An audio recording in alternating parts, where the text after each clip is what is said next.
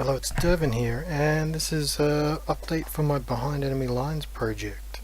This is the first wave complete, so I think I've been doing this for nearly a year, and I set out with a smaller group than what I've got here, but this is kind of where I've expanded it to. Yeah, to see, from here I need to work out what I want to do next. So I'll quickly go over what I've done, and I'll show you a couple of the guys that you probably haven't seen. So the first group here is my SAS. So yep, you've seen all these guys. So we got 8 SAS here. We got the SAS Jeep. In the middle here we've basically got the command, so I've got the officer, his assistant, radio operator, so artillery observer, medic, this awesome guy. He hasn't come out too bad. Struggled with his face a little, but I like how he works. So I may run him with the medic, I don't know. I'll always put him in somewhere. Tetrarch at the back there, which is, I don't know, I love that tank. And I've got the barrels magnetized. So it's currently got in its the 2 pound, or is it the 3 pound artillery? Light artillery anyway. It's got the little light artillery piece in there at the moment. Into basically the support weapons, so the Piat team, flamethrower, light mortar, snipers. At the back, these are the new ones. These are the last ones that I've just done, which is this is the light howitzer, the pack howitzer. I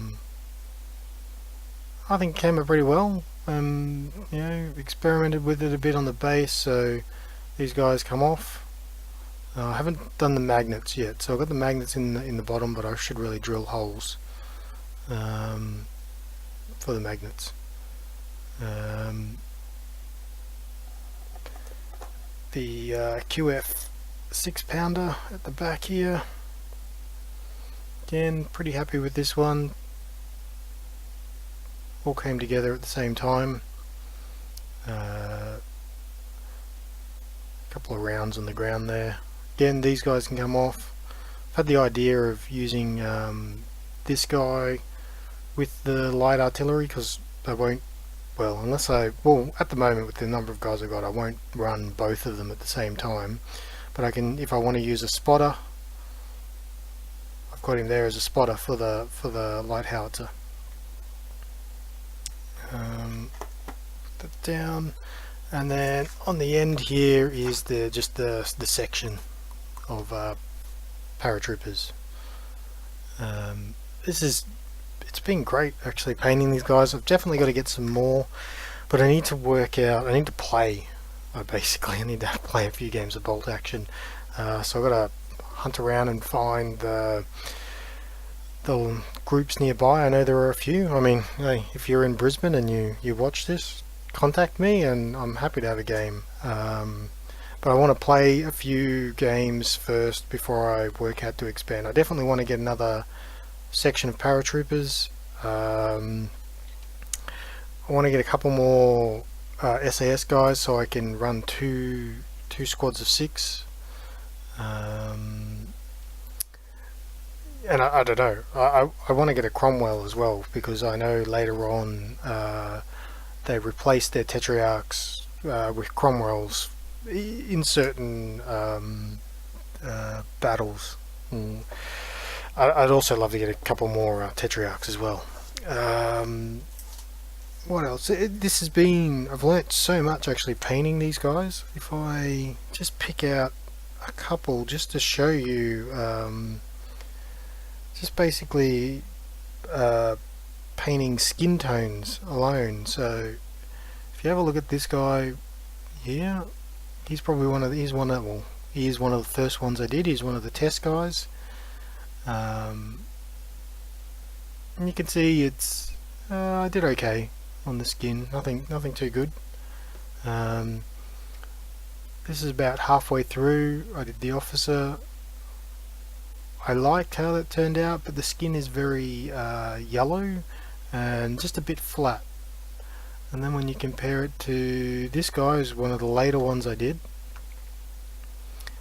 If we'll focus on him, you can see there the skin tones are much more realistic. The stubble stands out a lot more.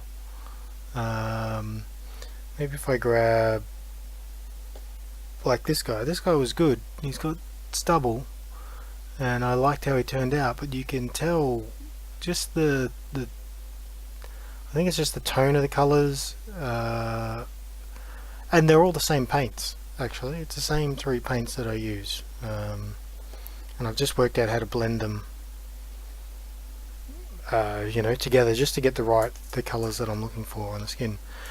So that's where I'm at with my Behind Enemy Lines project. I'll probably be on hold just for a little bit while I play some games, work out what I want to add to it, and work on my Crusader project, which I really need to work on. I've got heaps of stuff just sitting here needing to be painted. And on top of that, the Minister of War and Finance says I need to paint more miniatures before I'm allowed to get any more. So got to paint what I've got, and then I'll definitely be getting more Airborne to add to this.